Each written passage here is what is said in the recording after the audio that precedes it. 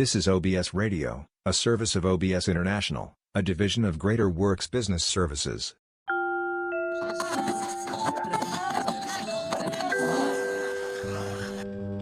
some of the proposed solutions that's coming from the grassroots level. You're listening to Making Contact. I'm Salima Hamrani, and on today's Making Contact. A dire new report out from the United Nations. It's about the state of the Earth's climate.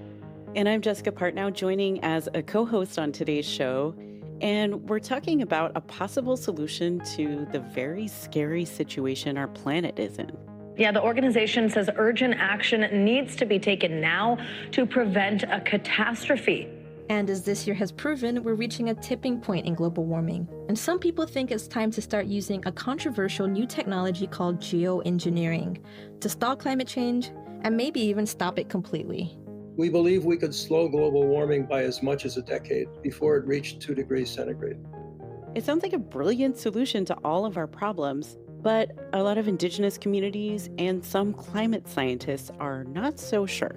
If there's anything we should have learned from the experience of anthropogenic climate change, it is that large-scale human interventions in Earth's ecosystems can have unforeseen dangerous consequences.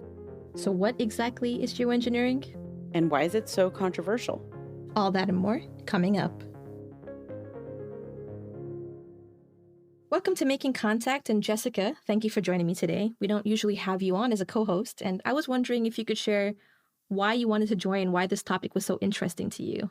Yeah, well, thank you so much for inviting me to join you this week. And I think that the state the world is in right now just personally feels really scary to me. And I'm feeling an increasing sense of urgency about what we can do about climate change.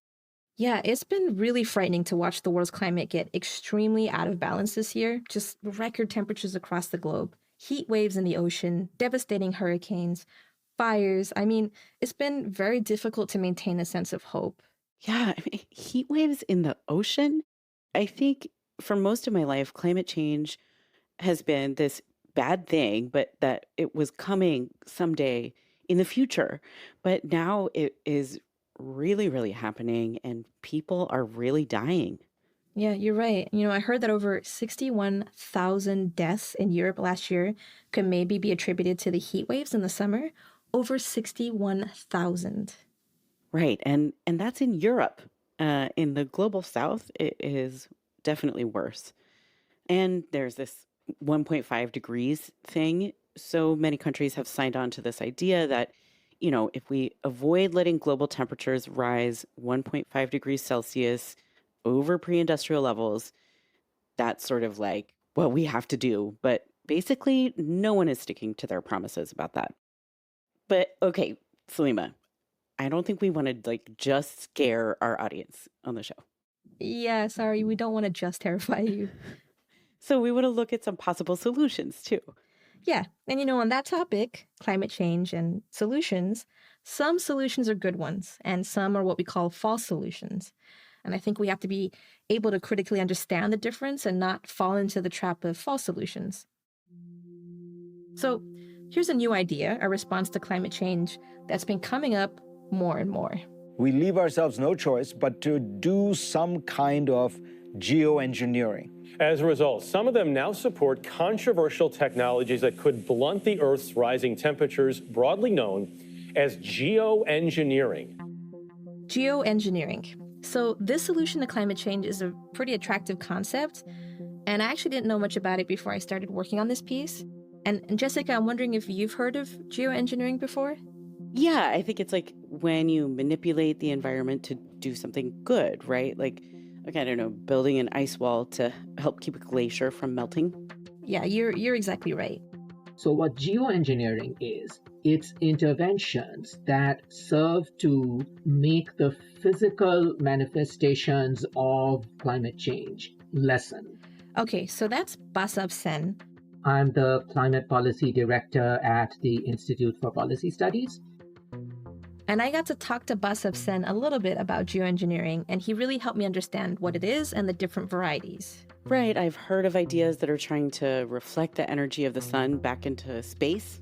Yeah, scientists call that solar geoengineering or solar radiation management, and it probably has the most variations. So how do you reflect solar radiation away from the Earth? Well, you could, and this is really an idea, by the way, install giant mirrors in space. To prevent the radiation from even entering the Earth's atmosphere to begin with. Another idea that has been proposed is something called marine cloud brightening, which is to make the upper surfaces of clouds reflective to reflect solar radiation before it reaches the surface of the Earth.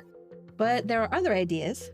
Instead of reflecting solar energy away from the Earth, you could also decrease the amount of carbon in the atmosphere. For example, you could try to fertilize the ocean to make them absorb more CO2. And even carbon capture and storage and something called direct air capture, sucking carbon dioxide out of the atmosphere or out of a smokestack and then burying it in the ground. Oh, and I've also heard about weather modification. Yeah, that's a good one, where you seed clouds to help bring more rain. Yeah, or things like spraying sulfur dioxide into the atmosphere to make the sky darker and reflect the solar energy away. Yeah, that's another popular one. And we can't really go into all the different types in detail, but I wanted to sort of zone in on one specific idea that's being tested right now. And it falls under that solar engineering category. And I thought it would be a good way for us to see what a real-life geoengineering technology looks like. And so this technology is called the Arctic Ice Project. And I actually talked to somebody on the board for the Arctic Ice Project. His name is Steven Zornitzer. Here's how he explained what the Arctic Ice Project is. So this is a methodology that was developed by Dr. Leslie Field a number of years ago. And it uses the principle of surface reflectivity, also called albedo. And it uses hollow glass microspheres, very small microspheres that are highly reflective. It looks like white sand. They're hollow, they float, they're what's called hydrophilic, which means when they come in contact with water of any sort, they stick to the water. So basically, they've developed these very reflective tiny silicon beads, and they put the glass beads onto the ice because they want to slow down the amount of ice melt in the summer. In the summertime, when the sun shines 24/7 in the Arctic, most of the ice, now that global warming has advanced to where it is, most of the ice melts, particularly the young ice, the ice that's only 1 or 2 years old. Older ice, which is much, much thicker, persists during the summer in many areas of the Arctic, but even the older ice is diminishing very rapidly. What they're suggesting is to cover that young ice, what's called grease ice, because it's kind of slushy, with those reflective silicon balls before it hardens in the winter so that in the next summer, more sun is reflected off the ice and less of it melts. So our goal is to cover this grease ice in certain strategic areas of the Arctic, areas that we believe serve as nurseries for the formation of ice and the distribution of ice throughout much larger regions of the Arctic. Ice nurseries? Okay, now I'm just thinking about little baby glaciers in bassinets. Okay, no, but I think this is making sense. He's saying that white ice reflects more energy back out into space, making the planet cooler, but dark water absorbs that heat and makes the Earth hotter.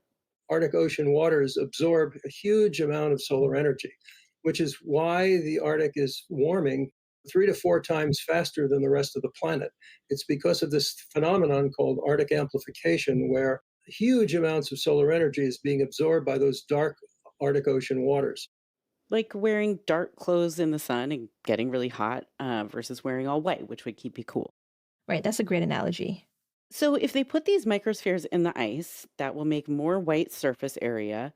And theoretically, if they can increase the amount of ice that lasts through the summer, they can decrease the amount of heat absorbed by the Arctic waters. Exactly. So by doing so, our modeling studies suggest that we can actually begin to cool the Arctic and thereby cool the rest of the planet. In an optimal situation, if everything worked perfectly, we believe we could slow global warming by as much as a decade before it reached 2 degrees centigrade. I mean, this seems like a pretty good idea. use something that seems pretty natural to just nudge the rate of climate change a little bit slower. It's not like we're introducing invasive species or clear cutting old growth forests or making dinosaurs out of prehistoric blood samples and frog DNA, right?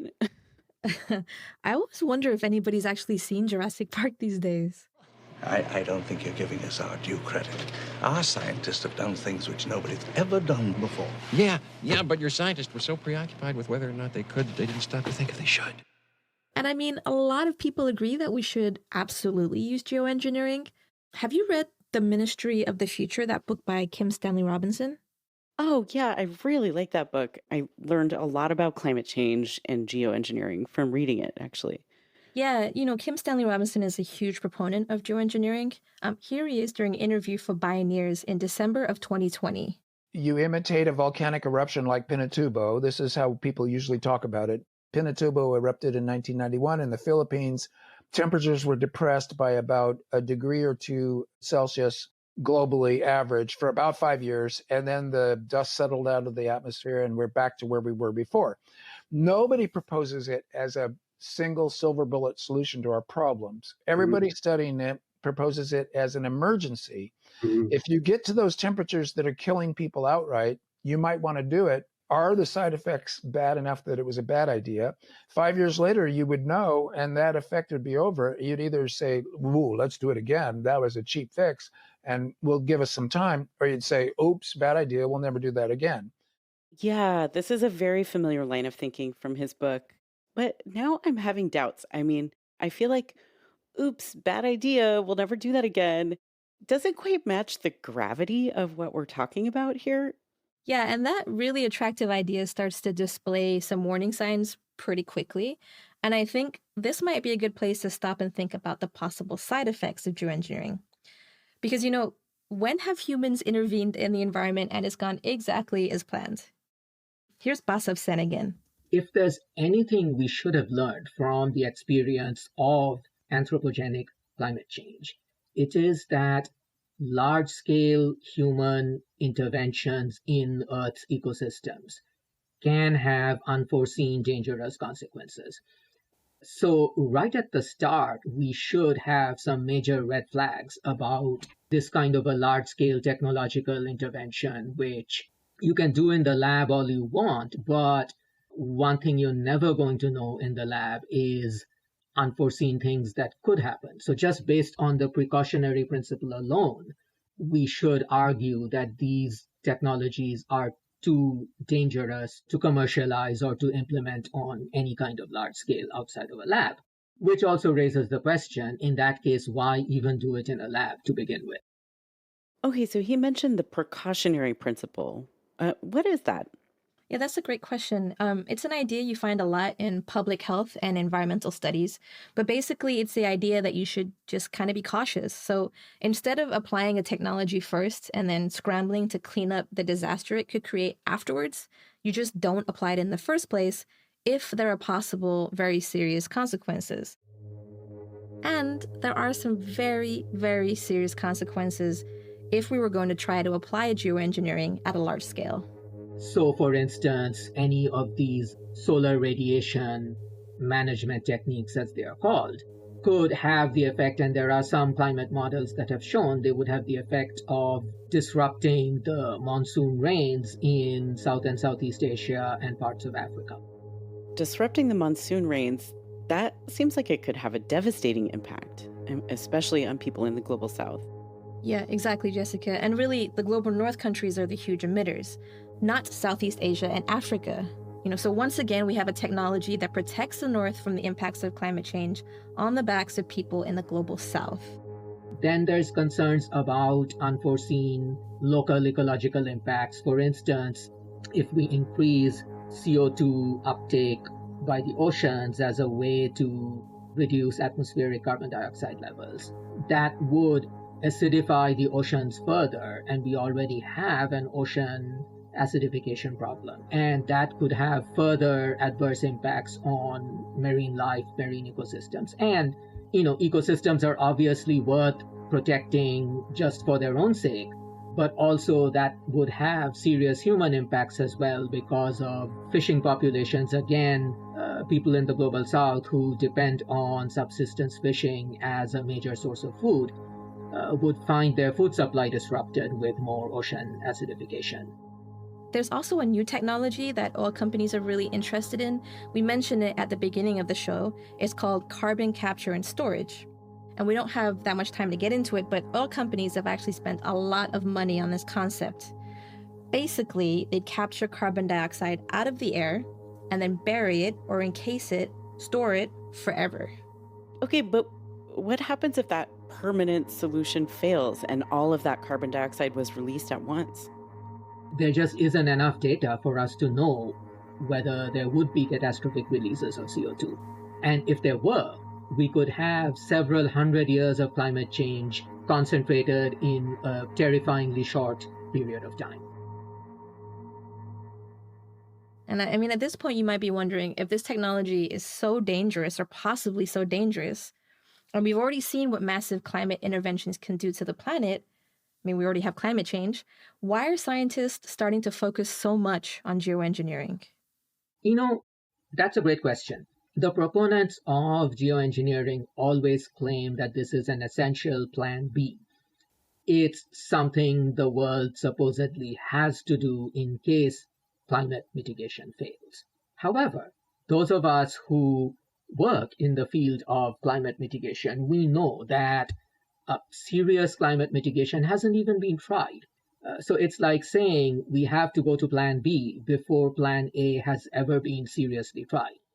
We also know that the actual solutions to climate mitigation, they are not scientifically or technologically that hard. They are hard in terms of the massive scale of public investment that would be needed, the massive reorientation of our social and political systems that would be needed. But fundamentally, what we're dealing with is the lack of political will. It is not the lack of technological capacity or scientific knowledge. So clearly, if the people who are so ardently backing geoengineering, if they really wanted to solve the problem, they would instead be focusing their energies on pressuring these powerful governments to start actually phasing out fossil fuel production and use. Yeah, so this was on my mind the whole time. There is a much easier answer to this issue, like, why don't we just stop with the fossil fuels? Right, and we're actually going to do a deep dive into that topic and also look at how geoengineering affects indigenous communities right after a short break. We're just jumping in to remind you that you're listening to Making Contact. If you like today's show and want more information, or if you'd like to leave us a comment, visit us at radioproject.org, where you can access today's show and all of our prior episodes. And now, back to the show. Welcome back to Making Contact. Today we're talking about an issue called geoengineering. And Jessica, I wanted to go back to something you said earlier, that the answer to climate change might be something much easier than a complicated new technology. Yeah, I mean, we've been talking about these shiny new tech ideas, space mirrors, cloud seeding, things that could slow climate change down. But actually, there is an extremely simple solution right in front of us, which is to stop burning fossil fuels. Yeah, and I want to mention here that a lot of geoengineering projects are funded by oil and gas companies. I mean, carbon capture and storage is a huge investment for big oil companies, for example. Right. Yeah, I guess that's not surprising. How come that doesn't surprise you? They have an incentive to keep their profits up, by burning and extracting fossil fuels. And then carbon capture makes it seem like they're doing something to address the impact of burning fossil fuels, right? Yeah, I guess in the end, it's a very profitable feedback loop for them. We actually mentioned at the top of the show that there's a project called the Arctic Ice Project. So that project was actually started by somebody who has links to oil companies.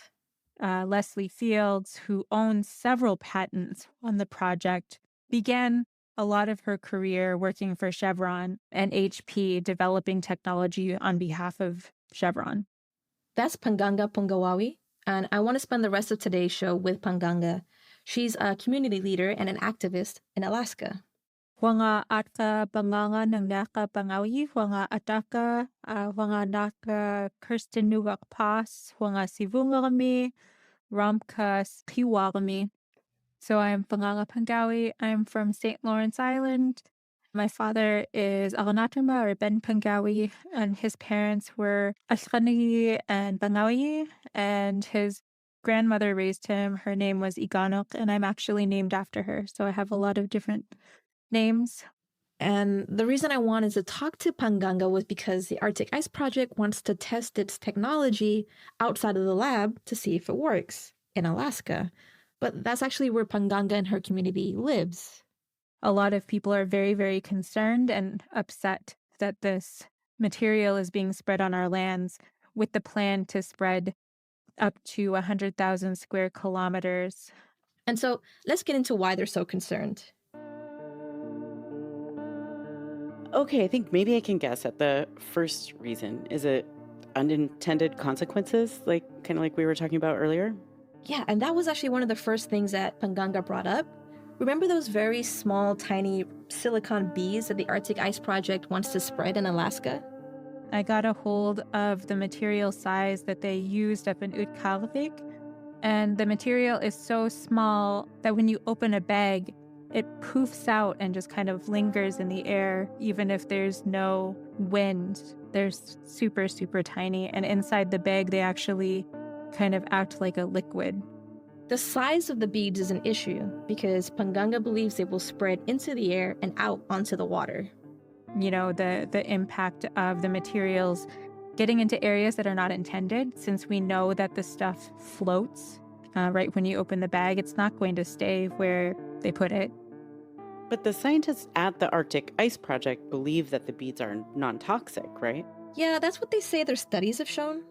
There was no mortality. We couldn't detect any indication of illness. I mean, the animals look perfectly normal. And it's not surprising to me that that's the case because basically this is sand that's manufactured by humans. I looked up the other day, just out of curiosity, if anyone knows how much sand is transported into the Arctic Ocean each year from the rivers that empty their waters into the Arctic Ocean. And the number was astounding. It was 225 million tons of sand go into the Arctic Ocean every year. Well, we would be using a very small amount of our material relative to that huge number. And I mean, in some ways, he's right. There is a lot of sand and actually a lot of silica in the Arctic. But Panganga says that's actually part of the problem. We do have a lot of silica in our gravel, and we also have very high rates of rheumatoid arthritis. We have high rates of kidney disease, and these are things that have been linked back to silica. Silica in crystalline form, or if it's jagged and broken up, because of the small size, it can be inhaled into the lungs, and it can cause silica tuberculosis or silicosis in human beings. We don't know what the impact will be on the animals who are birthed onto the ice where the materials will be deployed. A lot of it will probably sink to the bottom because the materials do break. And a lot of the material will end up on the tundra, which will impact the amount of photosynthesis that gets to the plants on our tundra. And it's also going to impact the living system within the ice itself, which depends on photosynthesis. There's algae that grows at the bottom of ice. But there's an even bigger issue. And this is really like a massive black hole-sized problem at the heart of all geoengineering. Okay, let me see if I can guess at this one too. So any kind of geoengineering project, it's going to be on a global scale, right? Yes. And so then it would have consequences all over the world.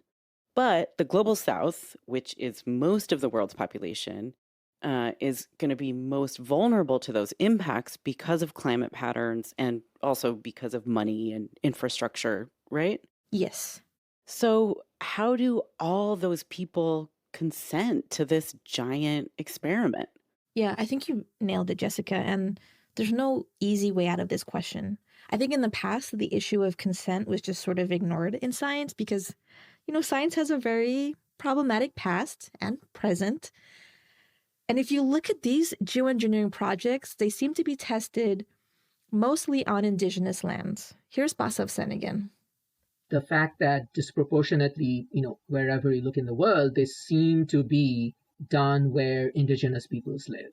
So unsurprisingly, a lot of indigenous peoples are looking at it as yet another new frontier in the kind of colonialism that they have faced for the last several hundred years. And Panganga's community has been tested on before. I'm from St. Lawrence Island. It was a former defense site that was large enough to sustain 200 troops for 2 years. And when it was time to leave, they didn't want anyone to use the base. So they were told to take a backpack, cut the lines, and leave. And so they left. They cut the lines to all of the oil. They spilled a whole bunch of chemicals, heavy metal solvents, PCBs, and all of that waste seeped out into the ecosystem. And in addition to that, historically, indigenous people were injected with radioactive iodine to see if we could survive in the cold longer. We were being tested on, I believe, to see if it would be safe for soldiers to use. I mean, I can see why this is so concerning to indigenous communities, given that history. I mean, this is their home. Scientists see it as this empty, frozen area to safely experiment in, but for Panganga, it's where she lives. Yeah, and she kept reiterating this one idea to me, which I think is really important. Let's listen to this clip. Our cosmovision, our worldview recognizes the very complex living systems within the Arctic, and we recognize the Arctic as a living ecosystem with many, many systems on the inside. We don't compartmentalize our lives the way that Western society does. We live amongst the animals and plants in our ecosystem. It's our livelihood, not just for physical sustenance. These animals help us express who we are through our art, through our language. And so this impacts who we are as human beings. It's a big clash of worldviews. So, on the one hand, we have this scientific Western approach, which views humans as actors on nature. And in that vision, the consequences of technology are quantifiable and contained. But in this vision, humans act within nature as part of it. And the consequences of our actions aren't as easily contained or predictable. Oh, I'm so glad we're talking about this because I agree. This is like the foundation of the whole debate, really. Are we part of nature and the climate and the planet, or are we somehow outside of it? And then there's maybe this other clash of worldviews, like, is expensive technology the way we want to solve our problems? Do we really need to skip to plan B? Like Basav said, we haven't even tried plan A yet. And I just keep thinking about how simple it is. It's free. It's democratically available. It's social movements and organizing. Right. This technology, geoengineering, rests in the hands of just a few people. But organizing, social movements, that is something we could all participate in. And it doesn't require releasing anything into the environment that could, kill all of us. Yeah, and maybe the answer to climate change should be something that's democratic and safe. But we're just about at the end of the show, so we want to ask what you all think. Is geoengineering the miracle technology that's going to save us all? Is it a false solution? Something else? Absolutely. Please leave us a comment because we have reached the end of today's show. What do you think about geoengineering? Visit us online at radioproject.org. I'm Salima Hamarani. And I'm Jessica Partnow. Thank you for listening to Making Contact.